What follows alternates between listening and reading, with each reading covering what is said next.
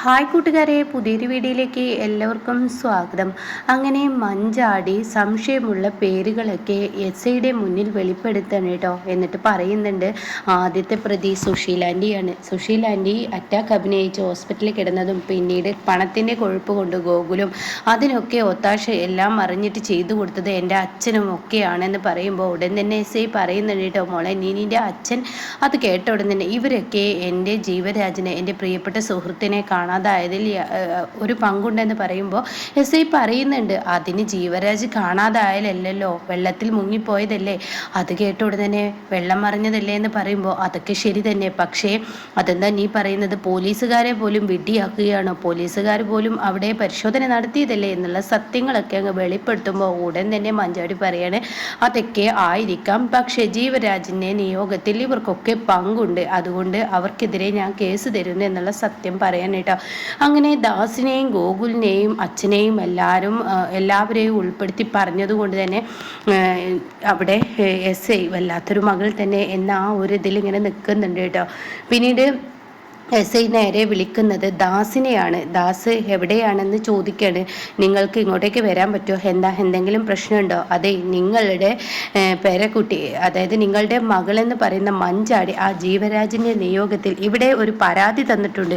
എന്ത് പരാതി സാർ എന്ന് ചോദിക്കുമ്പോൾ, പരാതി ഇവിടെ സ്വന്തം അച്ഛൻ്റെ പേരിലും ഗോകുലിൻ്റെയും നിങ്ങളുടെയൊക്കെ പേരിലാണ്, ജീവരാജിൻ്റെ നിയോഗത്തിൽ നിങ്ങൾക്കൊക്കെ പങ്കുണ്ടെന്നാണ് ആ കുട്ടിയുടെ പറച്ചിൽ എന്ന് പറയാൻ കേട്ടോ. ഇത് കേൾക്കുന്നതിനോടുകൂടി ദാസ്, ഞാൻ അണ്ണനെയും കൂട്ടി അണ്ണനെ വിവരം അറിയിക്കാം, എങ്കിൽ മാഷിൻ്റെ നമ്പർ ഉണ്ടെങ്കിൽ തരൂ, വേണ്ട ഞാൻ അണ്ണനെ വിവരം അറിയിക്കാം എന്ന് പറയാൻ കേട്ടോ. ഇതേ സമയം വിനയനാണെങ്കിലോ ഇവിടെ ഇപ്പുറത്ത് ഇങ്ങനെ ഇരിക്കുകയാണല്ലോ. അപ്പോൾ ദാസും ഇന്ദ്രനും വരുന്നതിനോടുകൂടി വിനയൻ പോയിരിക്കുന്നു, അത് ഇന്നലെ പറഞ്ഞല്ലോ.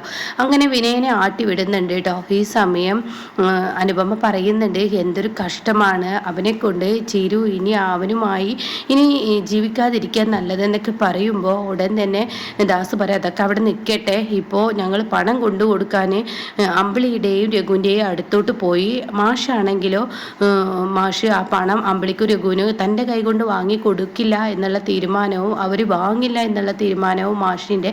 എന്നാൽ രഘുവിൻ്റെയും അമ്പിളിയുടെയും അടുത്തോട്ട് പോയപ്പോൾ അവരാണെങ്കിലോ ഞങ്ങളൊക്കെ ഞെട്ടിപ്പിക്കുന്ന ആ ഒരു ഇതാണ് അവരുടെ അടുത്തുണ്ടായത് എന്ന് പറയുമ്പോൾ അനുപമ ചോദിക്കുക എന്താണെന്ന് ചോദിക്കാനായിട്ടാണ്. അപ്പോൾ ഇവിടെ കാര്യങ്ങൾ ഇങ്ങനെ വ്യക്തമാക്കുന്നുണ്ട്. അവരവരുടെ സ്വന്തം അധ്വാനത്തിൽ കണ്ടെത്തുന്ന ഒരു ജോലിയാണ്. അവർ അധ്വാനിച്ച് അതിൻ്റേതായ ഒരു ഇത് ചെയ്യാൻ അമ്പിളി ടൈലറിങ്ങോ അതുപോലെ രഘു ഓൺലൈൻ ടാക്സി അവരുടെ കയ്യിലുള്ള ആ ഒരു ഇത് വെച്ചിട്ടാണ്, അല്ലാതെ സ്വന്തമായി ബിസിനസ് ചെയ്യേണ്ടെന്ന തീരുമാനമാണ് എന്നൊക്കെ പറയുമ്പോൾ ഭാനുമക്കത് സങ്കടമാവണം കേട്ടോ. ഭാനുമ പറയുകയാണ്, രഘു അമ്പിളി ഒരുപാട് ആളുകളുടെ മുന്നിൽ കൈ നീട്ടിയിട്ടും അവരെ സഹായിക്കാൻ ആർക്കും തന്നെ പറ്റിയില്ല, അതുകൊണ്ട് തന്നെ അമ്പിളി എടുത്ത ഈ തീരുമാനത്തിൽ ഞാൻ യോജിക്കുന്നു, അങ്ങനെ തന്നെയാണ് വേണ്ടത്. കുടുംബത്തിന് വേണ്ടി മരിച്ചിട്ട് അവർക്ക് ഇന്നേ വരെ ആരുടെ അടുത്തു നിന്നും നല്ലതൊന്നും കിട്ടിയിട്ടില്ല. അത് കേൾക്കുന്ന അനുഭവം പറയാണ്, ശരിയാണ് ഭാനുമേ, കുടുംബത്തിന് വേണ്ടി മാത്രം ജീവിച്ചവനാണ് രഘുവേട്ടനും അമ്പിളി ചേച്ചിയും. കുഞ്ഞുനാളിലെ ഞങ്ങളുടെ അമ്മ മരിച്ചതിന് ശേഷം ഞങ്ങളെല്ലാവരെയും വളർത്തി വലുതാക്കിയത് അമ്പിളി ചേച്ചിയാണ്. പക്ഷെ ആ ഒരു നന്ദിയും കടപ്പാർക്കും ആർക്കും തന്നെ ഉണ്ടായിട്ടില്ല എന്ന് പറയുമ്പോൾ ഉടൻ അനുപമയോട് ഇന്ദ്രൻ ചോദിക്കുകയാണ്, ഈ പണം എന്ത് ചെയ്യണമെന്ന് ചോദിക്കാനായിട്ടാ. ഉടൻ തന്നെ അനുപമ പറയാണ്, ഇനി എനിക്ക് ഈ പണം വേണ്ട എന്നുള്ള ആ തീരുമാനം പറയണേട്ടോ. ഇത് കേൾക്കുന്ന ഇന്ദ്രനാകെ ഞെട്ടിപ്പോവാണ്. അപ്പോൾ കടയോ എന്ന് ചോദിക്കുമ്പോൾ, കട ഇപ്പോൾ തൽക്കാലം എൻ്റെ പേരിൽ തന്നെ നിൽക്കട്ടെ, ഇന്ദ്രട്ടൻ്റെ പേരിൽ ആക്കുന്നില്ല എന്ന് പറയട്ടെ. കണക്ക് കൂട്ടലുകളെല്ലാം തെറ്റിപ്പോവാണ് ഇന്ദ്രൻ്റെ. ഈ സമയമാണെങ്കിലോ ഈ ഫോൺ കോളിനെ കുറിച്ചിട്ട് അനുപമയോട് പറയാണ്, അനു വേറൊരു പ്രശ്നമുണ്ടല്ലോ എന്ന് ദാസ് പറയാണ്. ഇത് കേട്ടോടനെ എന്ത് പ്രശ്നം? അത് നിൻ്റെ അച്ഛൻ്റെ പേരിൽ നിൻ്റെ മഞ്ചാടി പരാതി കൊടുത്തിരിക്കുന്നു. എന്താണ് ഈ പെൺകുട്ടിക്ക്? അതെ, നിൻ്റെ അച്ഛൻ ജീവരാജിൻ്റെ നിയോഗത്തിൽ ചെറിയൊരു പങ്കുണ്ട് എന്നുള്ള പരാതിയാണ്. ഈ വിവരം അണ്ണനെ വിളിച്ചൊന്ന് നീ വിവരം അറിയിക്കണമെന്ന് പറയുമ്പോൾ തീർച്ചയായും ഞാൻ അറിയിച്ചോളാം എന്ന് പറഞ്ഞ് അവരെ പറഞ്ഞു വിടുന്നുണ്ട് കേട്ടോ. അങ്ങനെ മാഷിന് അനുപമ വിളിക്കുകയാണ്, മോളെ എന്താ അച്ഛാ, അവിടെ ഞാൻ കേട്ടതൊക്കെ സത്യമാണ്, രഘുവേട്ടനും അമ്പിളി ചേച്ചിയും എന്നൊക്കെ പറയുമ്പോൾ അവരവരുടേതായ ജീവിതം ജീവിച്ചോട്ടെ, ഇത്രയും കാലം നമുക്ക് വേണ്ടി ജീവിച്ചതല്ലേ, ഇനി അവരെ നമുക്കിതിനിടയിൽ ഒന്നും പങ്കെടുപ്പിക്കേണ്ട എന്നൊക്കെ ഇങ്ങനെ പറയാണ്.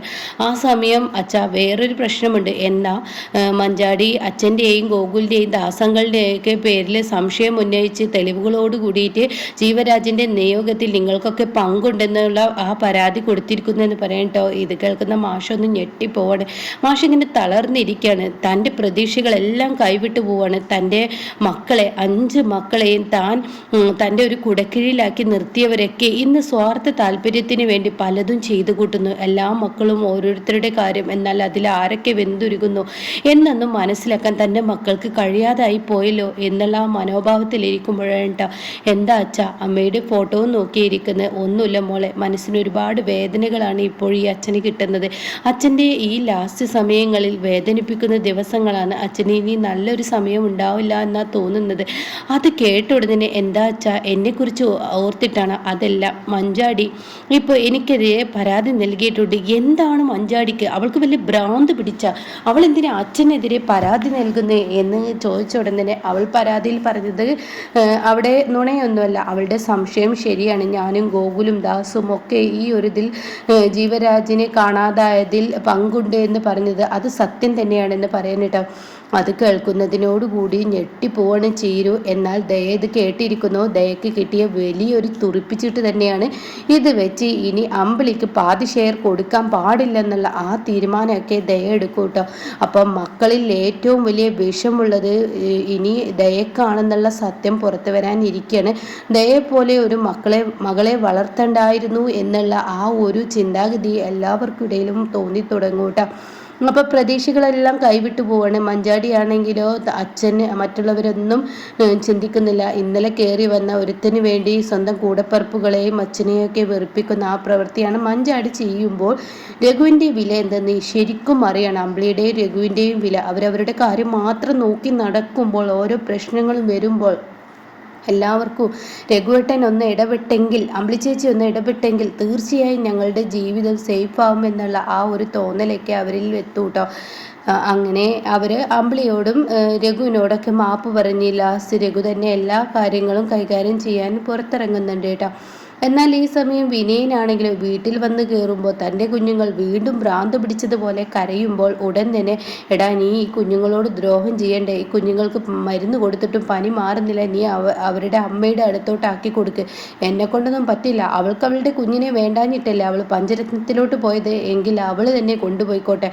എൻ്റെ മോനെ എൻ്റെ കൈകളിൽ കെട്ടുന്നത് വരെ ഇവരിവിടെ നിൽക്കും, അല്ലാതെ ഞാൻ ആർക്കും ആരെയും കൊണ്ടാക്കില്ല എന്നൊക്കെ ഇങ്ങനെ പറയുമ്പോൾ എടാ ദ്രോഹി, നീ എൻ്റെ വയറ്റിൽ തന്നെ കുരുത്തലോ, ഇങ്ങനെ ഒരു വിഷജന്മത്തെ ഈ അമ്മ വളർത്തി വലുതാക്കിയാലോ, ഈ പാപമൊക്കെ എവിടെ കൊണ്ടേ കഴുകിക്കളയാനാണ് ഈശ്വര എന്നും പറഞ്ഞ് ലതിക കരയുന്നു. ദേ എൻ്റെ വായിലിരിക്കുന്നത് കേൾക്കണ്ട, നിങ്ങൾക്കിവിടെ നിൽക്കാൻ പറ്റില്ല, നിങ്ങളും അമ്മാവനും ഒക്കെ ഇറങ്ങിപ്പോയിക്കോ, ആവറ്റങ്ങൾ അവിടെ കിടന്ന് അങ്ങ് വളർന്നോളും എന്നൊക്കെ ഇങ്ങനെ പറയാണ് കേട്ടോ.